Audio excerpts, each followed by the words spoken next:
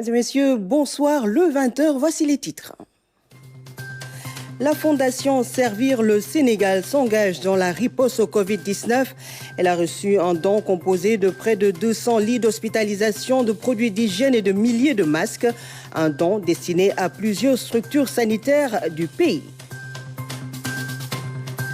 Les artisans impactés Covid de Kaolack et Tambacounda ont reçu en appui de l'État 5 milliards de francs CFA sont destinés aux artisans du Sénégal dans une première phase. Les bénéficiaires de Kaolack et Tamba expriment leur satisfaction devant le ministre de l'Artisanat. L'ensemble lyrique traditionnel du théâtre Sorano chante le dialogue national et l'éducation à la santé. 2 singles sont dans les bacs, des nouveautés à découvrir dans ce journal. Bienvenue dans ce journal que nous ouvrons sur le communiqué du Conseil des ministres de ce mercredi. Le président de la République, son Excellence Macky Sall, a réuni en visioconférence ce mercredi 27 janvier 2021 le Conseil des ministres. À l'entame de sa communication, le chef de l'État a rappelé au gouvernement, au regard des effets de la pandémie de Covid-19, l'impératif de consolider une industrie pharmaceutique nationale résiliente afin de garantir la souveraineté durable du Sénégal sur certains médicaments, produits et équipements de première nécessité. À cet égard, le président de la République demande aux ministres en charge de l'économie, de la santé, de l'industrie, des finances d'accélérer en liaison avec la pharmacie nationale d'approvisionnement, PNA, et les acteurs du sous-secteur, la finalisation et l'amorçage de la mise en œuvre de la stratégie de développement de l'industrie pharmaceutique nationale au regard des avantages comparatifs et compétitifs du Sénégal. Abordant la question liée au renforcement de la supervision et du contrôle des activités minières au Sénégal, le chef de l'État a rappelé que le Sénégal est devenu un pays où l'exploitation minière connaît un développement fulgurant. À ce titre, le président de la République signale au gouvernement, au ministre des Mines et de la Géologie notamment, l'impératif d'accentuer la supervision et le contrôle de la prospection géologique et des activités d'exploitation minière sur l'étendue du territoire national. Le chef de l'État indique à cet égard l'urgence d'accélérer le processus de transformation des modes d'intervention des structures publiques d'encadrement et de contrôle des opérations minières sur les sites et zones de production, d'exploitation et d'exportation. Le président de la République demande enfin au ministre des Finances et du Budget et au ministre des Mines et de la Géologie d'engager une concertation rapide avec la présidente du Conseil du Comité national de l'initiative pour la transparence dans les industries extractives, ITIE, et la Chambre des mines afin de finaliser une doctrine d'accroissement des ressources collectées et perçues par l'État dans le cadre de l'exploitation du patrimoine minier du Sénégal. Le chef de l'État invite par ailleurs le ministre des Finances et du Budget ainsi que le ministre des Pêches et de l'Économie maritime à évaluer la concession dans le cadre du développement du port minéralier et vraquier de Bargny-Sendou. Le président de la République rappelle à ce sujet l'urgence de veiller à l'indemnisation des populations officiellement recensées. Sur le climat social, la gestion et le suivi des affaires intérieures, le chef de l'État demande au ministre des Affaires étrangères et des Sénégalais de l'extérieur et aux ministres concernés de faire prendre les dispositions préventives opérationnelles afin de renforcer la régulation de l'organisation des opérations relatives au pèlerinage aux lieux saints de l'islam en tenant compte des contraintes liées à la pandémie de Covid-19. Relativement à l'exécution des travaux de dragage et de balisage de la brèche de Saint-Louis et à la gouvernance des infrastructures et transports maritimes, le président de la République demande au ministre des Pêches et de l'Économie maritime de faire accélérer le déroulement correct des travaux de dragage et de balisage de la brèche de Saint-Louis. Concernant l'application de la Convention collective nationale du secteur de la presse, le président de la République rappelle que la modernisation et la professionnalisation du capital humain du secteur de la presse restent des priorités dans le cadre de la consolidation des performances des entreprises en exercice et du rayonnement de la démocratie sénégalaise.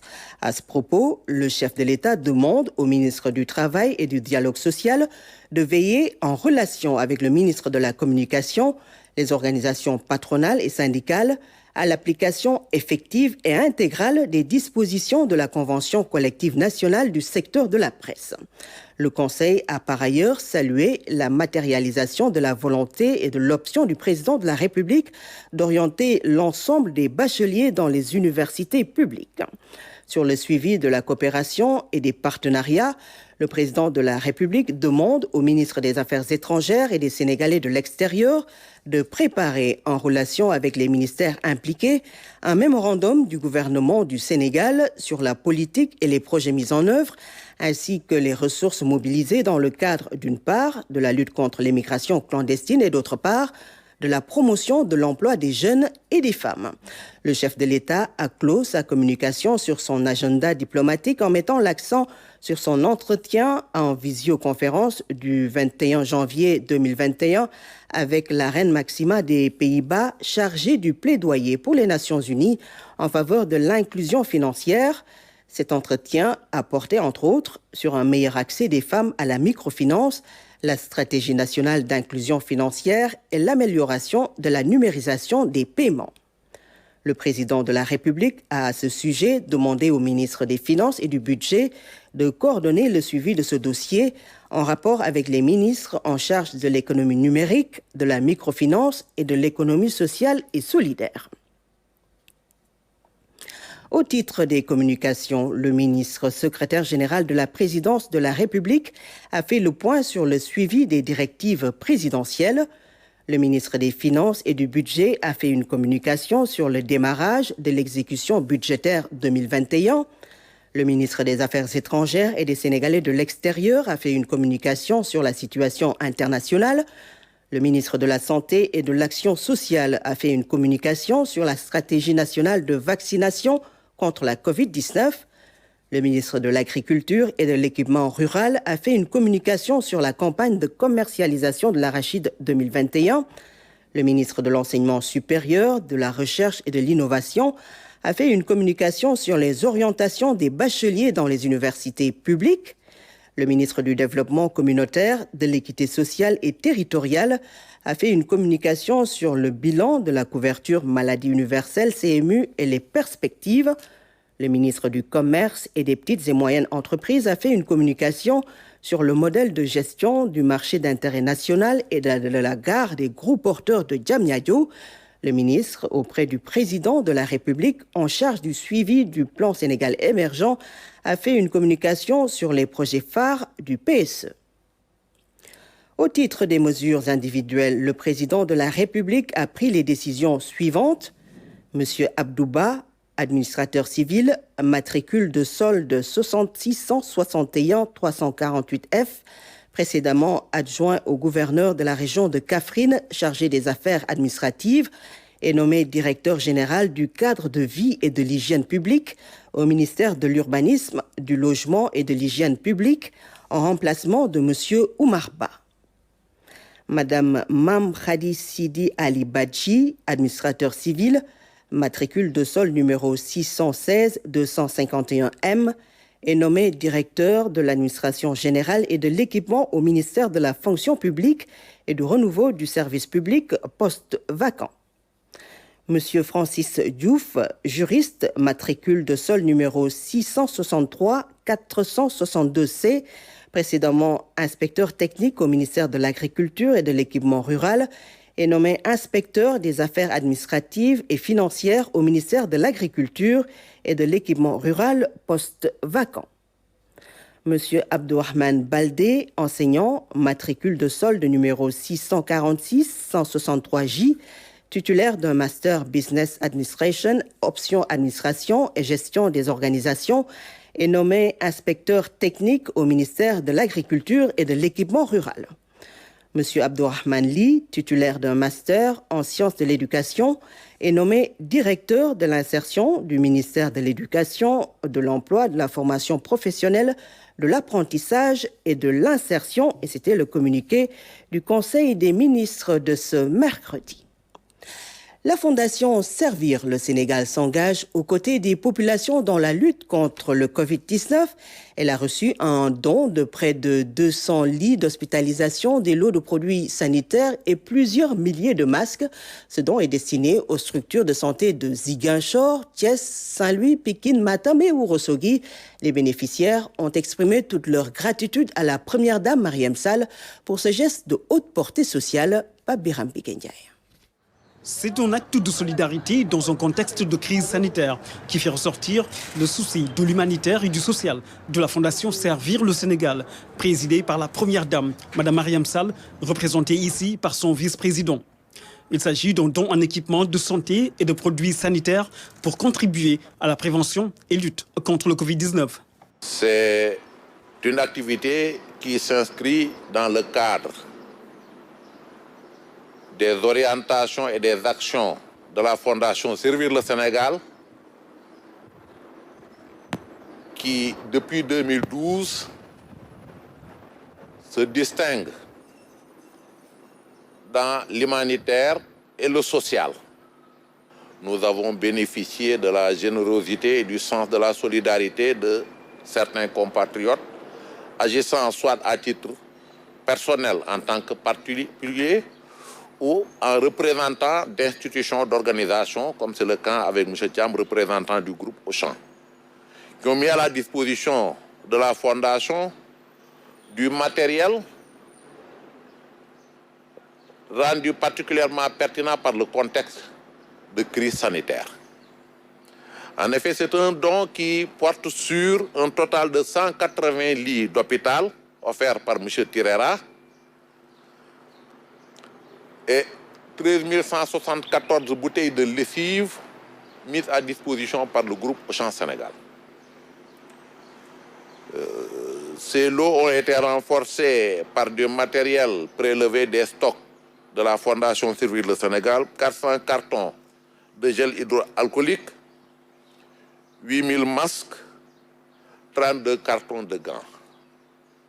Nous pensons qu'au moment où la deuxième vague de l'épidémie se montre particulièrement violente, particulièrement ravageuse et destructrice, où la prévention est au cœur des préoccupations, mais également où la prise en charge des malades dans les hôpitaux nécessite le renforcement des équipements, en particulier des lits. Nous pensons que ce don intervient à temps opportun et cadre parfaitement avec le contexte. Un précieux don que la Fondation Servir le Sénégal met à son tour à la disposition des structures de santé dans les régions de Ziguinchor, Thiès, Saint-Louis, Matam. Ourossogui et Pikine font également partie des bénéficiaires.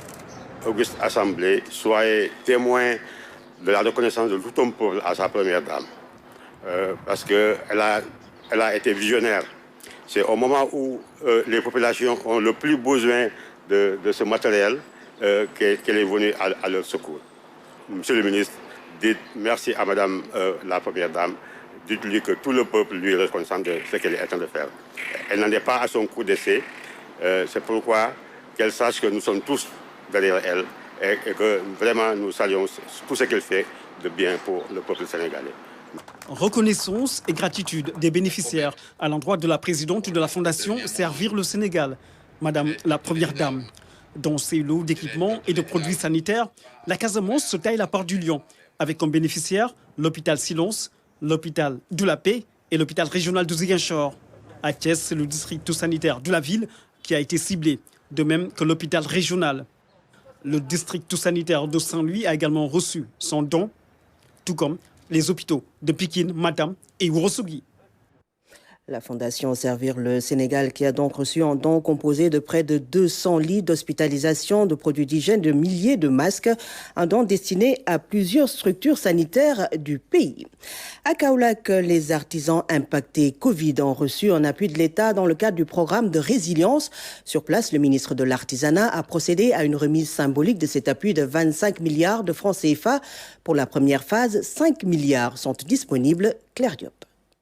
Le secteur de l'artisanat est durement impacté dans toutes ses composantes par la pandémie de la Covid-19. À Kaolack, le chiffre d'affaires des acteurs a chuté de façon drastique. Et dans le cadre du programme de résilience face à la crise sanitaire, l'État du Sénégal a dégagé une enveloppe de 25 milliards de nos francs en guise d'appui. Le ministre de l'Artisanat était à Kaolack pour procéder au lancement de la première tranche de 5 milliards. Tous ces actes montrent à suffisance l'intérêt que le président de la République donne à ce secteur, qui est un secteur extrêmement dynamique, mais un secteur fondamental dans l'économie nationale. Car, comme j'ai l'habitude de le dire, il permet de donner une seconde chance à des dizaines de milliers de jeunes qui, normalement, seraient exclus du secteur formel. Les bénéficiaires se réjouissent de cette démarche des autorités. Nous rendons grâce à Dieu parce que le gouvernement pense à nous. Cet appui va beaucoup nous aider.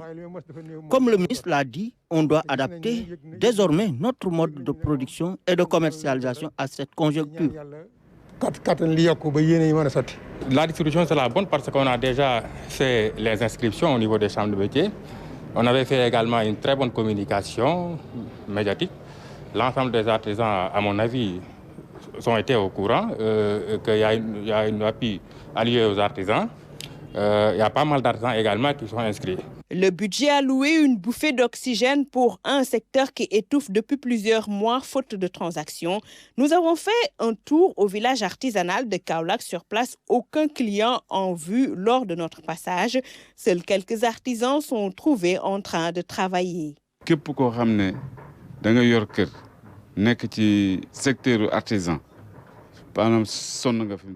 Tous les artisans sont fatigués présentement.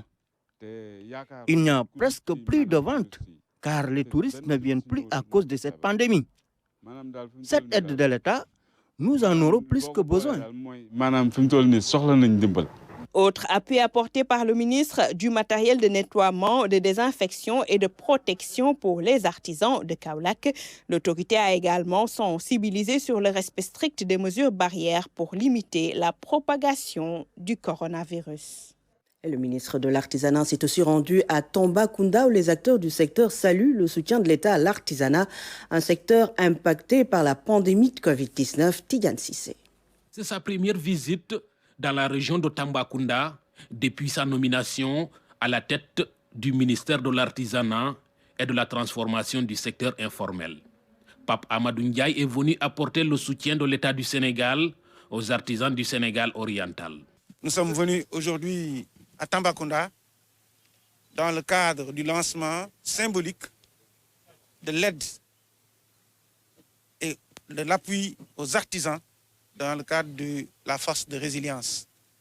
Par ma voix, c'est l'ensemble des acteurs du secteur qui remercient le président de la République, Macky Sall, pour sa générosité, sa solidarité et sa grande magnanimité. 25 milliards sont prévus pour aider les artisans du Sénégal à faire face aux difficultés de leur secteur. Cette somme, pour la première phase, est de 5 milliards. Mais très prochainement, nous nous attellerons à ce que non seulement l'ensemble de cet argent puisse arriver aux récipiendaires. C'est pourquoi nous leur demandons de faire preuve de patience, de résilience et de continuer sur cette même lancée afin que nous, très rapidement, chacun d'eux puisse accéder à cette aide et cet appui. Cette rencontre a constitué également une occasion pour le nouveau ministre de l'Artisanat et du secteur informel de lancer un appel aux populations pour le respect des mesures barrières. Seul moyen pour Pape Amadou Ndiaye de vaincre la pandémie de Covid-19. L'État du Sénégal qui soutient les artisans impactés Covid. Voici justement les chiffres du Covid-19. 9 décès ont été enregistrés hier. 280 nouvelles contaminations sont répertoriées et 53 cas graves recensés. Les détails avec le directeur du SNEPS, le docteur Ousmane Gueye.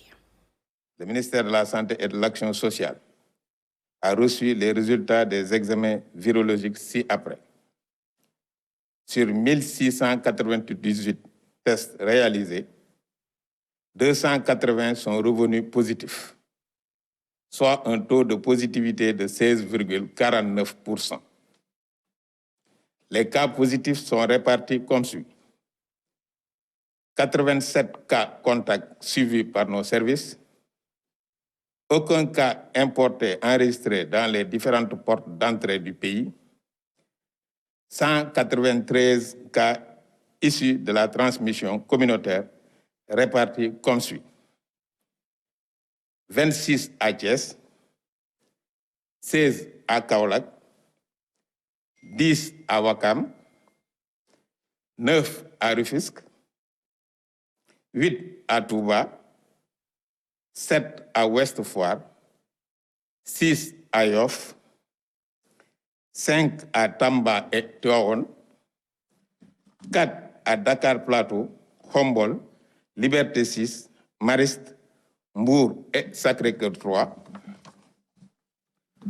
3 à Darou Mousty, Grand Dakar, Kaffrine, Keur Massar et Popenguine, 2 à Bakel, Grand Yoff, Guinguinéo, HLM 6, Matam, Médina, Ngaparou, Nord Foire, Ouagouniaï, Parcelles Assainies, Point-E, Sokone et Zagbao. 1 à Amitié, Bargny, Biscuiterie, Cité Aliou Sow, Cité Murtada VDN, Diamaguène, Diamniadio, Fann, Fass Mbao, Gorée, Guédiawaye, Gueule Tapée, Kanel, Keur Mbaye Fall, Louga, Malika, Mamel, Mékhé, Nguékokh, Ngor, Nioro, Petit Mbao, Pikine, Podor, Pout, Ranérou, Richard Toll, Saly, Sangalkam, Saint-Louis, Sicap Baobab, Sicap Rydhies, Sindia, Thiaroye, Yeumbeul et Zone B. 255 patients hospitalisés ont été contrôlés négatifs et déclarés guéris. 53 cas graves sont pris en charge dans les services de réanimation. 9 décès ont été enregistrés ce mardi 26 janvier 2021. L'état de santé des autres patients hospitalisés est stable. À ce jour, 25 407 cas ont été déclarés positifs, dont 21 125 guéris, 601 décédés et 3 680 sous traitement. Le ministère de la Santé et de l'Action sociale exhorte les populations au respect strict des mesures de prévention individuelle et collective. Des recommandations à suivre absolument. La Société d'intensification de la production agricole, la SIPA, a enrôlé 350 personnes dans les mutuelles de santé. Les enrôlés pourront désormais bénéficier de soins de santé de qualité grâce à la couverture maladie universelle. Le reportage de Fatimata Banelba. On est à l'heure de la récolte des tomates à la SIPA de Tchambé. Chaque matin, ce sont des centaines d'hommes et de femmes qui viennent ici travailler dans les champs. Démunis pour la plupart et n'ayant pas toujours accès à des soins de qualité, la Société d'intensification de la production agricole a décidé d'enrôler 350 d'entre eux à la CMU. En 2020, nous avons eu à enrôler 250 bénéficiaires. Vu l'importance des soins qu'ils ont eu à recevoir, ces 250 bénéficiaires, c'est pourquoi en 2021, on a eu 100 adhésions pour 350 bénéficiaires. Juste dans la SIPA de Tchambé, pour un montant de 1 325 000 que la SIPA a eu à supporter. Comme dans le programme du président de la République, prendre en charge les populations vulnérables à moindre coût. Et elle l'a dit tantôt, être prise en charge à hauteur de 80% pour ce qui est aussi bien du paquet de base comme du paquet complémentaire au niveau hôpital et pharmacie et centre de santé. Être pris en charge à 50% au niveau des pharmacies privées, là, je crois que c'est vraiment très, très louable. Ainsi donc, la couverture maladie universelle vise à supprimer les barrières financières à l'accès aux soins pour les personnes vulnérables.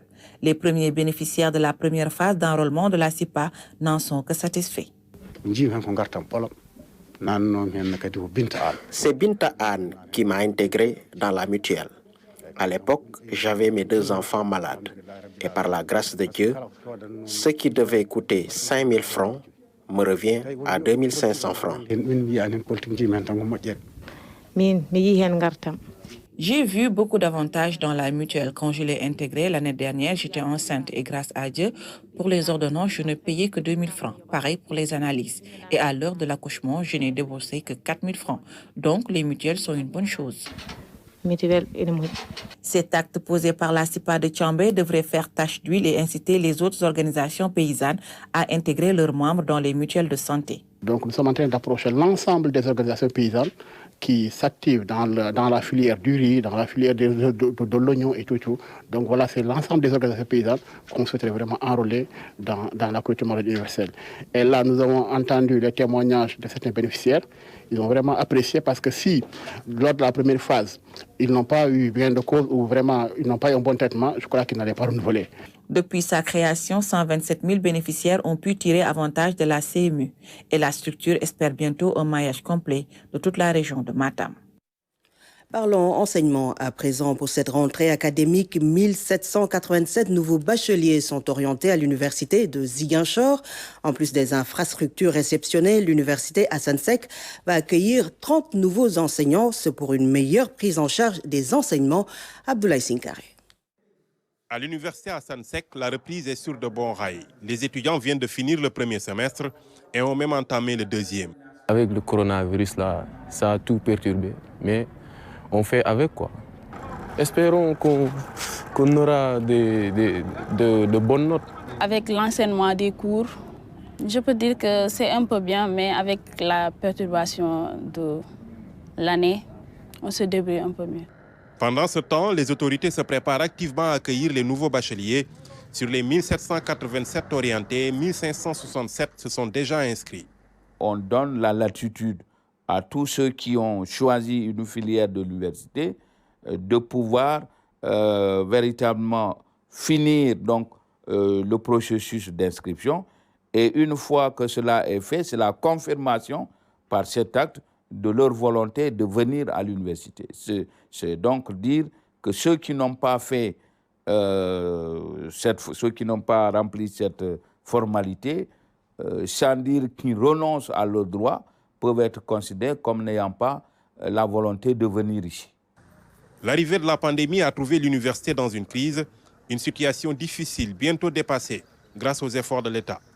L'université est prête pour 2 raisons. D'abord, le problème des infrastructures dont l'amélioration est constatée par tout le monde, je vous en ai parlé. Il y a eu un recrutement sur les 200 postes que l'État a mis à la disposition des universités. L'université de Ziguinchor, à elle seule, reçoit 30 nouveaux enseignants. Il faut noter que avec ce recrutement, eh bien, la qualité de l'enseignement va s'en trouver améliorée. Pour le recteur Mamadou Badji, accueillir de nouveaux bacheliers, c'est participer à donner un avenir à ces milliers de jeunes qui décrochent le bac chaque année. Pour sa première sortie, la directrice de l'agence de la petite enfance et de la case des tout-petits a visité l'école maternelle de l'unité 24 des Parcelles Assainies. La case des tout-petits Taofer Yakar, Maïmouna Sissoko, a pu découvrir l'environnement dans lequel se meuvent les tout-petits et leurs enseignants. Kaltom Gay. Les enfants des écoles maternelles des Parcelles Assainies unité 24 et de la case des tout-petits de Taofer Yakar reçoivent une invitée de marque. La directrice de l'agence a l'honneur. Pour sa première sortie, Maïmouna Sissoko a voulu magnifier l'enfance. Nous avons quand même voulu venir célébrer et magnifier les enfants dans leur structure, en leur apportant des cadeaux. Donc c'est ce qui explique véritablement cette visite d'aujourd'hui. Et nous sommes là à Taofer Yakar, qui est symbolique, parce que c'est la case qui constitue le modèle architectural véritablement de l'agence, le dernier modèle qui prend en charge les enfants de 0 à 2 ans. Elle est venue avec plein de cadeaux pour ces tout-petits, une attention qui est célébrée comme il se doit par les enfants. Les responsables de ces structures apprécient également l'acte. Les cadeaux que nous venons de recevoir, ça nous va droit au cœur. Les enfants ont tant rêvé d'avoir, n'est-ce pas, ces cadeaux-là. Et si Madame la directrice a pensé à nous, mais nous ne pouvons que la remercier au fond du cœur. Nous sommes très contentes de la visite de Madame la directrice générale de la petite enfance et de la case des tout-petits, qui a bien voulu aujourd'hui venir ici rendre plaisir à ses enfants en leur offrant des cadeaux. Nous la remercions du fond du cœur et nous prions pour elle, pour que le Tout-Puissant l'aide. Cette visite est aussi une occasion pour les parents d'élèves de faire des doléances. Pour la directrice, une attention particulière sera accordée à ces demandes.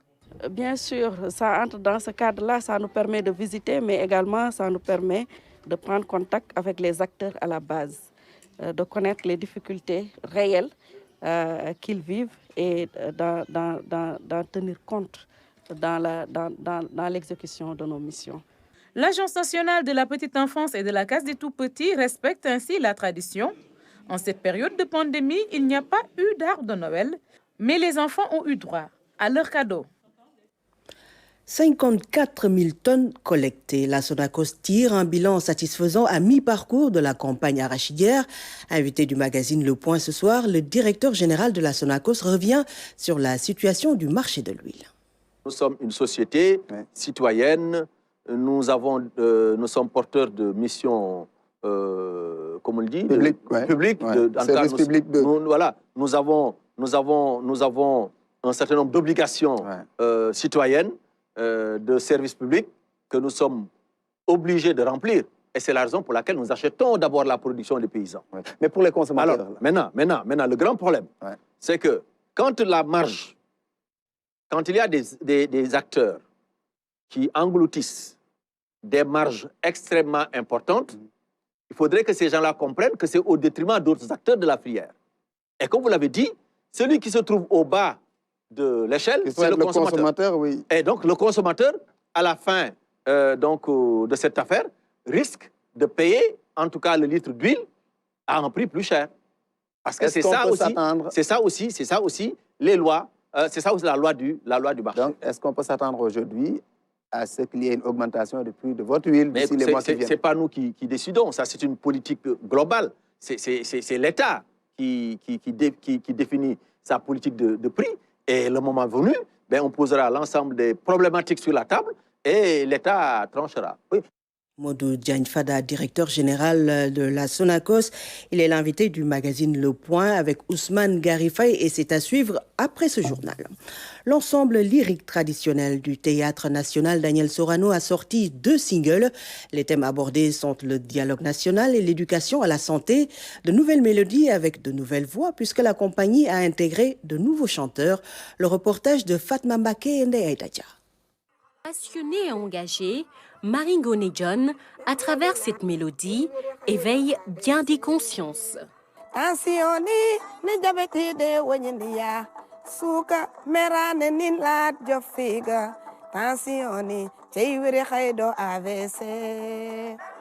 sais, ici, quand on compose des chants en duo, on en discute. Et on dit, par exemple, demain, chacun amène un son. On a trouvé que tout le monde pouvait être en laisse. Alors, on a choisi ça. L'autre morceau, c'était pareil. C'est Ndeye Fatou qui a amené l'air, qui a amené le son, qui a fait la composition. Marie Ngoné John est un visage connu de l'ensemble lyrique traditionnel qui a vu passer de grandes divas telles que Sodama Mafal, Harmey Madiaga, entre autres. Aujourd'hui, de nouveaux pensionnaires arrivent. Guériti Badji en fait partie. Pour ce single, on a travaillé en commun, on a l'habitude de le faire, comme ils ont l'habitude de le faire, parce que nous, c'est la première fois qu'on assiste à ce genre de boulot ici à Sorano. Donc, mais ça a été facile. Et voilà le clip de ce 2e single. La mission de l'ensemble lyrique traditionnel est de faire ressortir toute la diversité culturelle du Sénégal, du halam à la kora en passant par le balafon, en plus de parler toutes les langues. Le Halpulaar, le Serer, le Wolof, le Djola, le Bambara et le Soninké. Donc il y a toutes ces sonorités-là dans ce single. Nous, on n'utilise que des instruments traditionnels. Voilà, parce que c'est surtout pour pouvoir conserver notre patrimoine culturel national. Mais dans cette dynamique de sauvegarde du patrimoine culturel, il y a la nécessité de moderniser. Nous ne pouvons pas continuer à exister exactement de la même façon qu'on le faisait quand le théâtre faisait ses débuts en 1965. Donc nous nous adaptons, nous nous mettons à l'ère du temps, nous intégrons certains outils et certains moyens nouveaux dans nos modes d'expression. C'est ce que nous sommes en train de faire. Mais au-delà de tout ça aussi, nous nous évertuons à donner un autre visage au théâtre. Et heureusement, du moment que les spectacles n'ont pas encore repris, nous en profitons pour reprendre tout cela.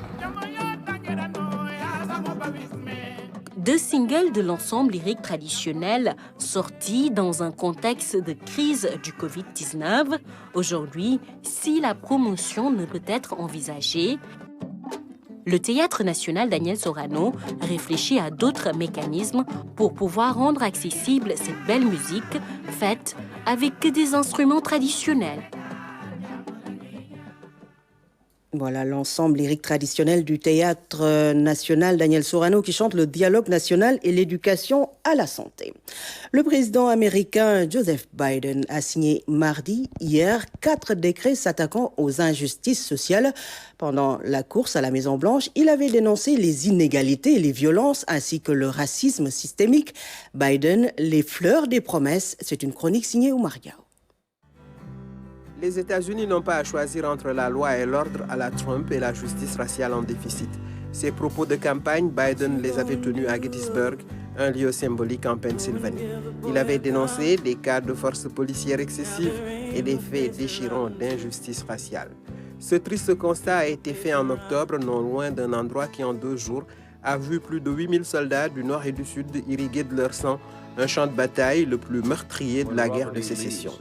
Depuis, la violence et l'injustice ne se sont jamais arrêtées. Elles sont enracinées dans 400 ans d'une histoire tourmentée, marquée par les clivages, l'esclavage, la ségrégation et une inégalité des chances. Quelques semaines après la mort de George Floyd, Biden déclara que l'heure de la justice raciale avait sonné. Mais que valent les promesses de campagne? Il commence à concrétiser son pari de s'attaquer au racisme systémique, pierre angulaire de son mandat. Le premier des 4 décrets signés vise à éliminer les prisons privées du système pénitentiaire fédéral. Le président ira aussi en croisade contre la surreprésentation des minorités dans les prisons. Le deuxième décret entend renforcer les politiques antidiscriminatoires en matière de logement. Les 2 autres sont destinés à combattre le racisme envers les Américains d'origine asiatique et à améliorer le dialogue entre l'État fédéral et les nations autochtones. Auparavant, il avait autorisé les transgenres dans les casernes de l'US Army. Des boys devenus girls pourront ainsi tenir un M16 entre les mains et garder l'uniforme qu'il faudra sûrement adapter au buste féminin. Biden, les fleurs des promesses, une chronique de Oumar Diaw. Sport CHAN 2020, le Maroc et le Rwanda se sont qualifiés hier en quart de finale. Les Lions de l'Atlas ont battu l'Ouganda 5-2. Le Rwanda a surpris le Togo 3-2, suivant le résumé des matchs avec Ibrahim Aboub. Le Maroc tient son rang dans la poule C. Les Lions de l'Atlas, champions en titre, terminent à la première place du groupe. Et pourtant, les Ougandais les ont empêchés de rugir en début de match avec ce but d'Ibrahim Orit à la 25e minute. Une frappe sèche, difficile à repousser. Après ce contre de la défense marocaine. Piqué au vif, le Maroc égalise par Ayoub El Kaabi sur penalty dans le temps additionnel de la première période. Après la pause, les Marocains enchaînent avec des buts de Soufiane Rahimi et Hamza El Moussaoui. Rahimi revient pour son doublé. L'Ouganda réduit le score grâce à Charles Lukwago. Les Cranes se tirent une balle dans le pied avec un CSC. Score final, 5-2. Dans l'autre match, le Rwanda brûle la politesse aux Togolais, des éperviers à terre au coup de sifflet. Le scénario du match s'écrit sur un mano à mano avant le coup de grâce d'Ernest Sugira. Le Rwanda l'emporte 3-2. Le pays des 1000 collines se hisse en quart de finale du CHAN. Très belle amortie, contrôlée malgré. Et la commission de contrôle de la FIFA a validé les 4 candidatures à la présidence de la CAF.